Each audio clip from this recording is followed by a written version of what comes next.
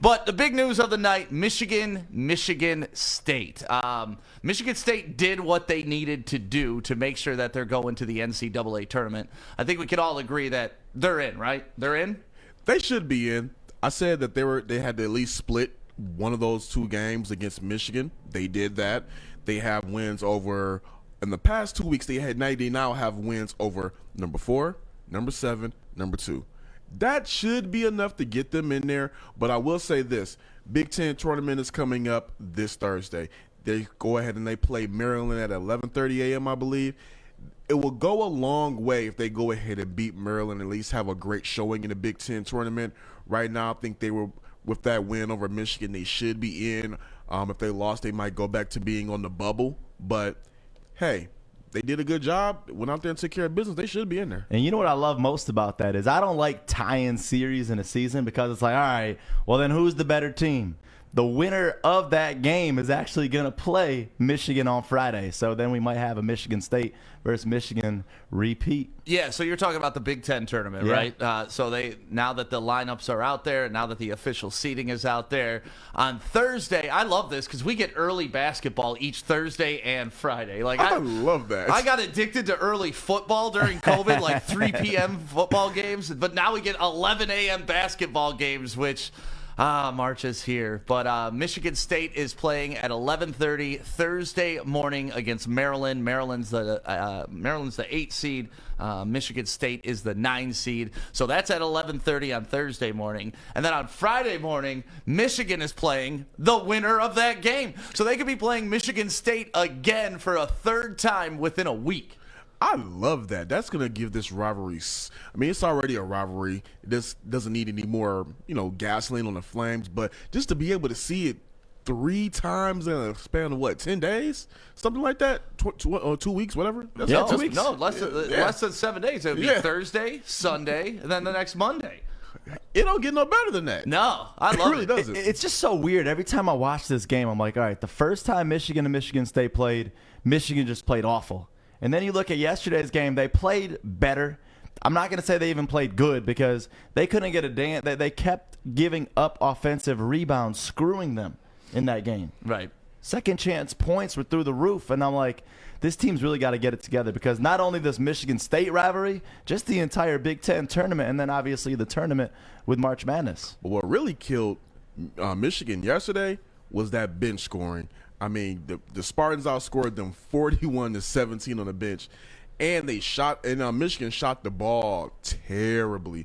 That first half, they were like 35%. The second half, they went up to about 46%. So that first half, I think it did them in, and it carried over. They could have pulled it out in the end almost, but just couldn't get that job done. Yeah, the thing that did them in was that Langford big shot at the end of the game. 49 and Alex, seconds. you have that video of Langford hitting the big shot with about 49 seconds left because it was still a game. Yeah. Like, Michigan should not have been in the game. It seemed like they were getting their ass beat the whole time. But it turned into a game at the very end, and I thought for sure.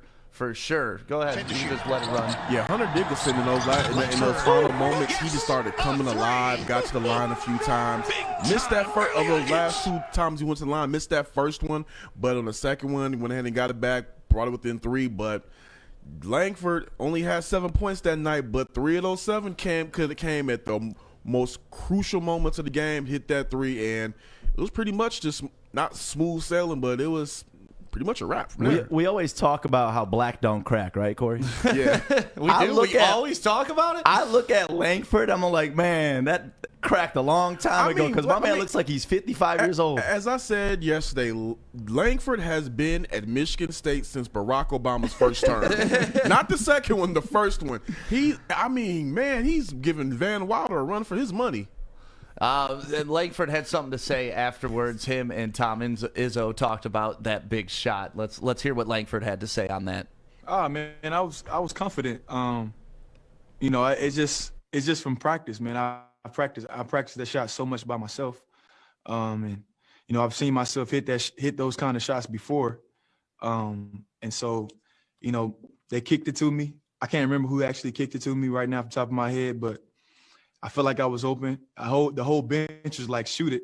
I was standing right next to him, and I was telling him to shoot it. And and my subconscious mind was like, shoot it. My instinct was like, shoot it. So I shot it. So they all told me to shoot it, so I shot it. Like, that is the best basketball ever.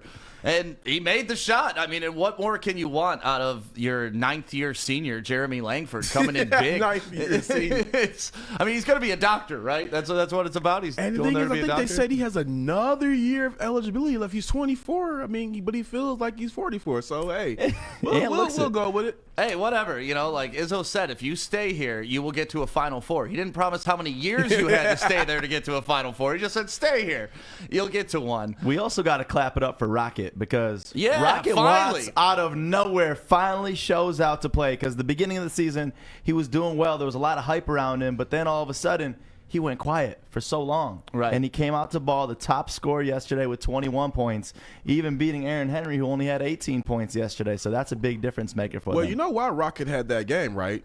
That was his mom's first time watching him play college basketball. Aww. So, I mean, if there's ever a game for you to have your breakout performance is when your mom is watching your first college game. That's why he came out there and balled out. He had the game of his life, 21 points, 4 rebounds, 4 assists. He was shot like 50% that night.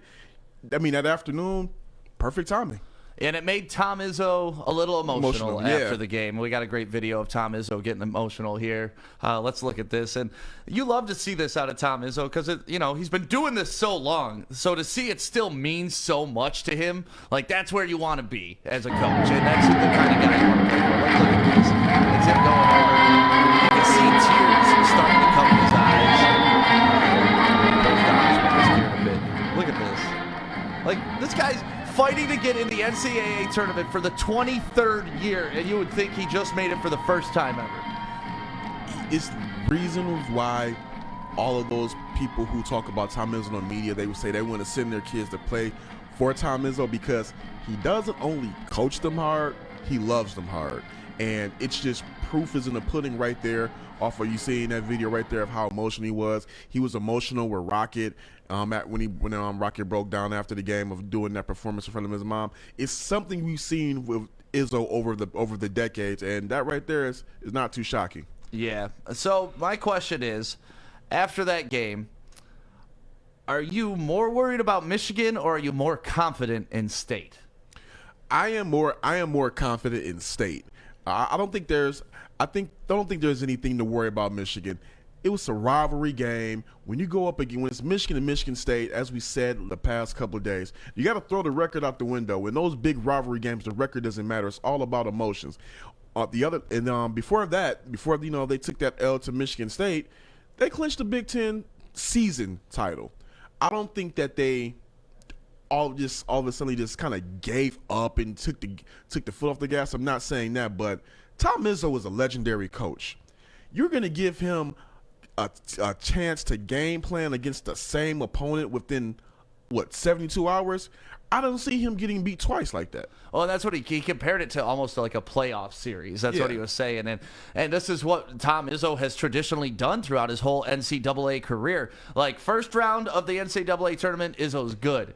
Second round or second game in that weekend, he's almost undefeated. Like, he always wins that second game when he has the time to make those in-game adjustments. And it's just showing right there. They just completely outclassed Michigan yesterday. Don't want to talk about what Michigan didn't do. Everything yesterday was about what the Spartans did do. They imposed their will on Michigan and they got the victory. I don't think there's anything to worry about Michigan. Once that tournament starts up, they're going to go ahead and they're going to ramp it up. Whoever they play Friday, whether it's Michigan State, whether it's Maryland, that opponent is going to be in for a dogfight because just like Juwan Howard, just like Tom Izzo came back and bounced his team back, Juwan Howard's going to do the same thing. What happened when they took that L to Illinois? They bounced back and they put a beat down on Michigan State. I think that after losing such a close game, it's possible that they're going to come back and put a beat down on whoever they do. Yeah, it's possible, but it's also possible they keep laying this egg because now out of their last 3 games, they've only won one.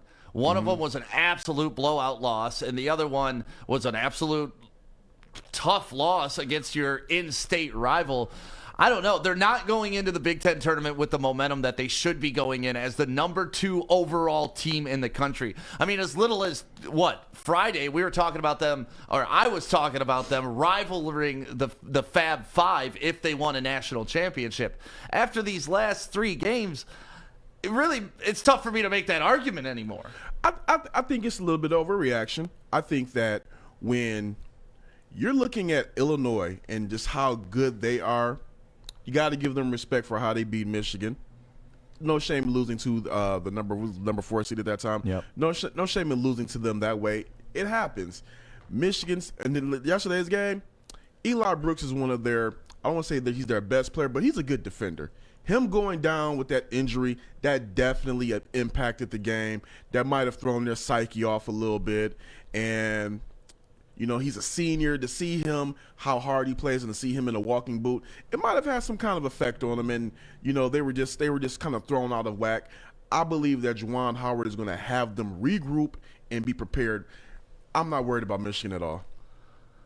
Joey, are you worried about Michigan? Because I'm worried about Michigan. I'm not worried. I'm just disappointed. Sound like a dad. You sound like a dad. Sound like a dad saying that. But truthfully, I am. I mean, I put so much weight on the rivalry aspect of this because I don't care how good or how bad of a team you are, that rivalry will always outweigh anything. So that's the one thing that I take. So I don't really overlook the outcome of this game because on Thursday they just beat Michigan State by 19. So I'm not freaking out yet. The game before that, though, when they lost to Illinois, that one I was definitely worrying a little bit about because that is one of the top teams in the country, and you did see Michigan State just beat them a couple days before that. So going into this tournament, I'm excited because now Michigan at least has time to show what they got before really going into the March Madness tournament. So then I'll freak out. If this doesn't go well with the Big Ten tournament, then I'm going to be worrying a little bit, right? But right now, I'm not. I'm good. Yeah, I mean, you just look at it, it almost seemed like Juwan Howard was being super nice to his in-state rival because, it's just they just gave him an NCAA tournament victory. They literally just handed Michigan State. They could have kept Michigan State out of the tournament had they beat that ass like they did on Friday or on Thursday, but they didn't. They let them off the hook. And now Michigan State is in the tournament, and they may play them again on Monday, and they're a problem. They're a problem now. You don't see any problem the next time these two teams meet up. You think it's just going to be Michigan in a clean sweep. I don't. Yesterday when I looked at that game, there was so many mistakes and opportunities that Michigan gave to Michigan State. That ain't going to happen 2 times in a row. Well, that's what Michigan State does, man. They're a physical team. They get you out of your zone. They press you. And the one player that I have been thoroughly unimpressed with these past 3 games is Hunter Dickinson. Oh, yeah. Honestly, this dude cannot stay out of foul trouble. Even against Michigan State yesterday, he was picking up dumb-ass fouls that a 7'1" guy doesn't need to be on the perimeter reaching. Just stand there, bro. To me, he's a dominant player, but he is a freshman, so you got to give him, the kid's probably, 19 years old, so he doesn't have the maturity to stay out of those foul positions, but damn, I'm worried about Michigan.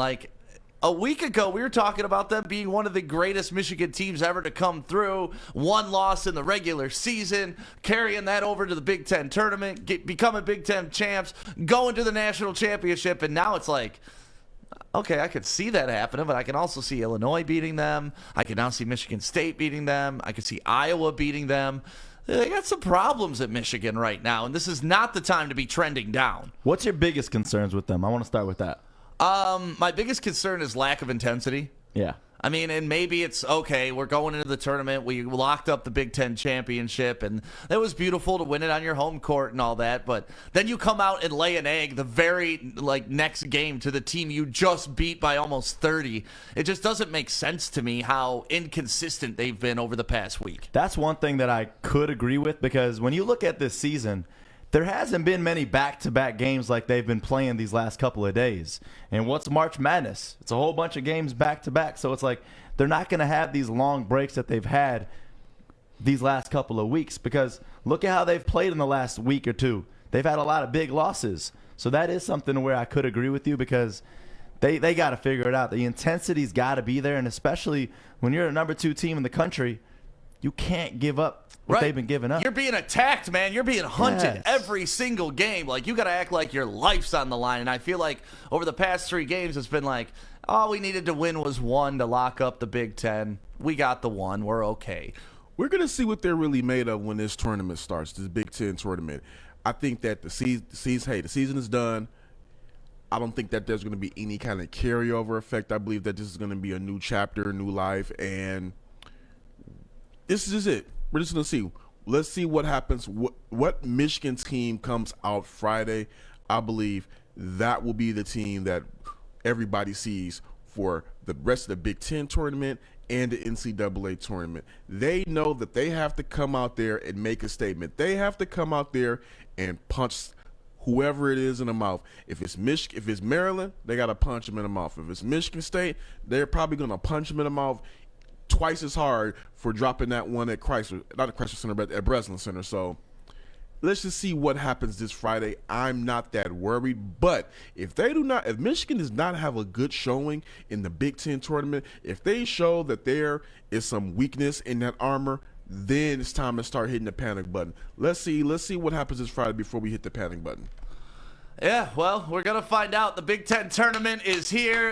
March Madness is here. I love every bit of it. We're going to be talking to Jimmy King, former Fab Fiver. You don't say former. He's still Fab Five. He's a Fab Fiver. That's for life. Mm-hmm. We're going to be talking to him at 9 a.m. More about the Michigan State game and just about the state of Michigan basketball right now. And honestly, yesterday I came in here because we had some things to do in the studio last night for Lady Jane's. And I came in here and Joey, I was like, I'm kind of glad Michigan State won. It gives us a lot to talk about, and it changes the narrative of so many different things. Because if Michigan would have come in and steamrolled them, it would have been, okay, clear, it's over. Michigan State, it's over. But now, State's not only going to face them potentially in the Big Ten tournament, they're going to make the NCAA tournament now for sure. And they could be a problem for Michigan, and Michigan could have squashed this problem before it ever became one. You know what? Michigan State fans, Spartan fans, you're welcome. You're welcome. Ever since me and Ann did Everything Is Overrated, and we put Izzo on blast, they've turned it up. Yeah, so, but you all were stupid for doing it before March. Hey, that's why. no, you gotta wait till Izzo month. No, we weren't stupid because me and Ann agreed. Hey, Izzo has been looking kind of. They were looking kind of whatever the past couple of years. But you know what? To Izzo's credit, he's a future Hall of Fame coach. Yes. He's getting his team ready to go. And hey, maybe it is January, February, Izzo, April. We're definitely about to see. But if there's one coach to fear during that month, you still got to give it to him. For some way, somehow, Izzo always pulls a rabbit out the hat and he gets his team ready close to the tournament time. I don't know what it is, no matter what their record is, whether they started off great and then, kind of tailspin toward the end. It doesn't matter. He gets his teams ready during that time, man. Got to give the credit to him. So, question on this one: who's looking like more of a legend right now, or more of a genius? Is it Adam predicting that the Steelers were going to turn into a bust, or is it Corey coming out here saying that you can't go after Izzo? What? No, it's clearly Adam because Corey was ripping on Izzo. But listen, he flipped it on him though. He put a fire in his ass. Oh, so we're giving Corey the pep talk? I think so. Somebody sent Izzo the tape. I'm telling you. I don't care what anybody said. Somebody sent them the tape, and he's probably throwing darts in my face right now. I just see him sitting there like in a dark lair watching everything being like, oh, curses Corey. Like he's petting his cat like an evil guy in a cartoon. You know what?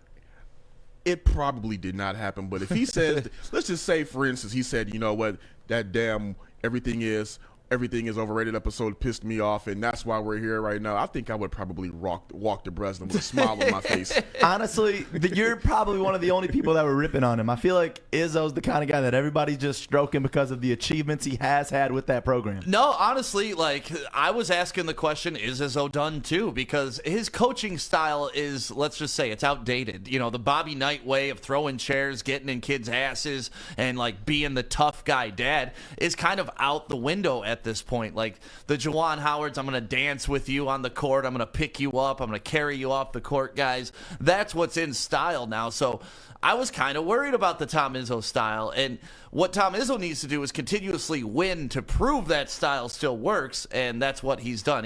He's more Belichick than he is Pete Carroll. If that's kind of the comparison I'm I gonna like make. that. That's pretty spot on. I Thanks, like that. man. I like Woohoo! that.